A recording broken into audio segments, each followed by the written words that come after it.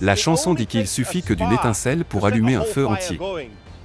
Et une fois le feu allumé dans une partie de l'Europe, il s'est répandu rapidement vers d'autres régions.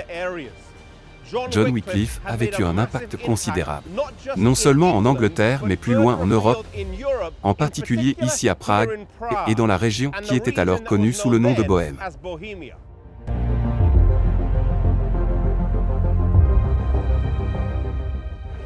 Jean Hus naquit dans un milieu modeste et son père mourut peu après sa naissance. Sa mère chercha une éducation pour lui et il put être admis à l'université de Prague en tant qu'enseignement caritatif.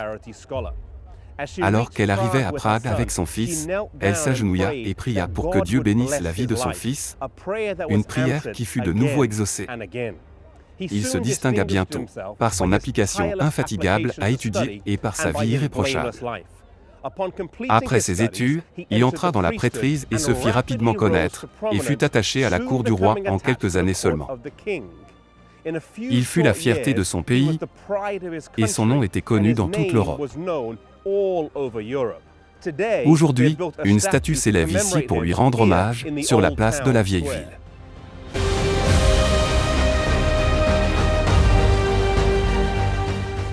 Des années après être devenu prêtre, Hus fut nommé prédicateur de la chapelle de Bethléem, ici à Prague.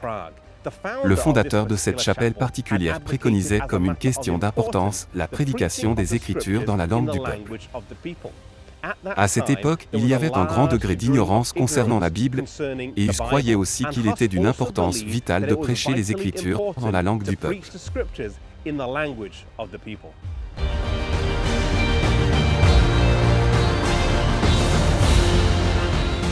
À ce moment de sa vie, Hus entra en contact avec Jérôme, qui se révélera être son bras droit jusqu'à sa mort.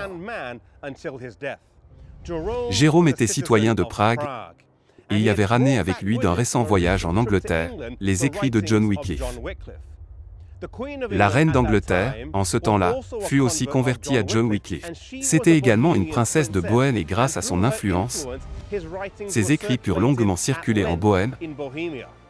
Hus les lut, croyant que leur auteur était un chrétien sincère et il crut que les écrits disaient la vérité.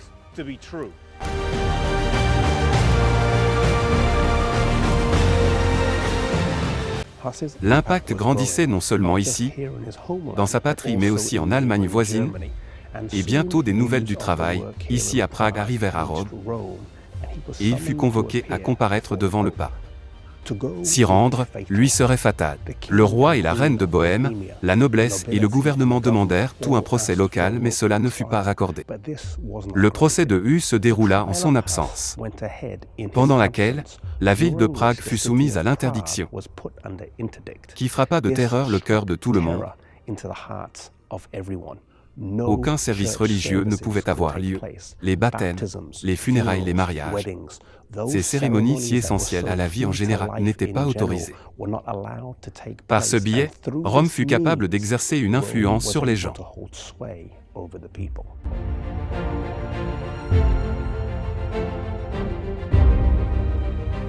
La ville était en ébullition, et Hus se retira dans son village natal, mais il continua à voyager dans les campagnes environnantes où il put prêcher à des foules enthousiastes.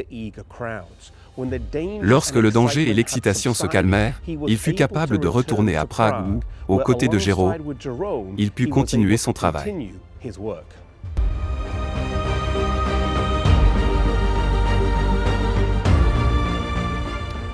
À cette époque, en Europe, il n'y avait pas un ou deux mais bien trois papes rivaux, prétendant être le vicaire du Christ. Cet abus de pouvoir dans l'Église était quelque chose que beaucoup d'hommes condamnèrent fortement, Hus étant l'une des voix les plus bruyantes.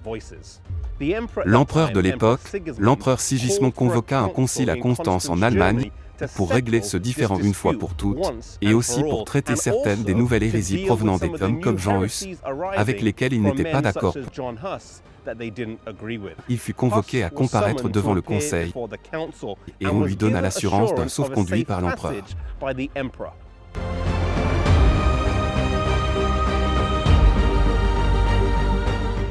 Même, en venant de son plein gré et sous la protection de l'empereur, à son arrivée, Hus fut jeté en prison.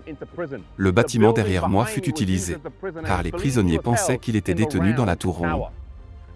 Jérôme, son bon ami, en entendant parler de sa pièce et en voulant remplir un engagement antérieur qu'il avait fait ici, dans la ville, à son arrivée, il se rendit compte qu'il y avait peu de choses qu'il pouvait faire et il retourna pour rentrer chez lui, mais l'alarme fut donnée et il fut pourchassé et jeté en prison.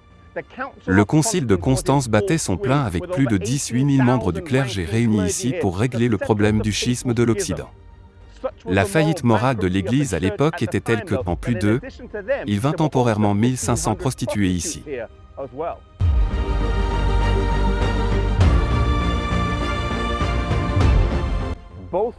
Tous deux furent amenés dans cette église à des moments différents et vécurent des expériences très différentes.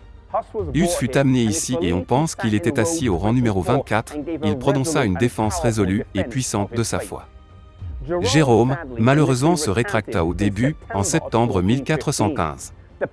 Le pape voulut une nouvelle confession et il fut de nouveau amené ici le 23 mai 1416.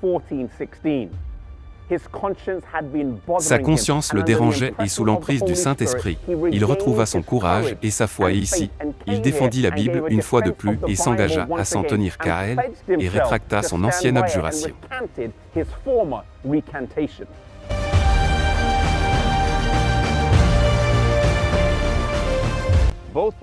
Les deux héros furent amenés à cet endroit, Hus, le 6 juillet 1415 et Jérôme le 30 mai 1416 et furent brûlés vifs. Tous deux affrontèrent la mort avec courage jusqu'à la fin. Un commentateur a dit que tous deux attendaient avec un esprit constant la dernière heure approchée. Ils se préparèrent au feu comme s'ils allaient à une fête de mariage, ils ne poussèrent aucun cri de douleur quand les flammes se sont levées. Ils commencèrent à chanter des hymnes. À peine la vue véhémente du feu pouvait arrêter leur chant. Hus avait gardé une foi inébranlable jusqu'à la fin, Jérôme avait perdu la sienne puis l'a récupérée, mais tous deux sont morts en tant qu'héros. Aujourd'hui, si vous trébuchez ou tombez dans votre marche spirituelle, sachez que vous pouvez retrouver la fermeté et le courage de la foi à travers la puissance de Dieu. Puissions-nous aujourd'hui avoir le courage des héros et la foi des martyrs.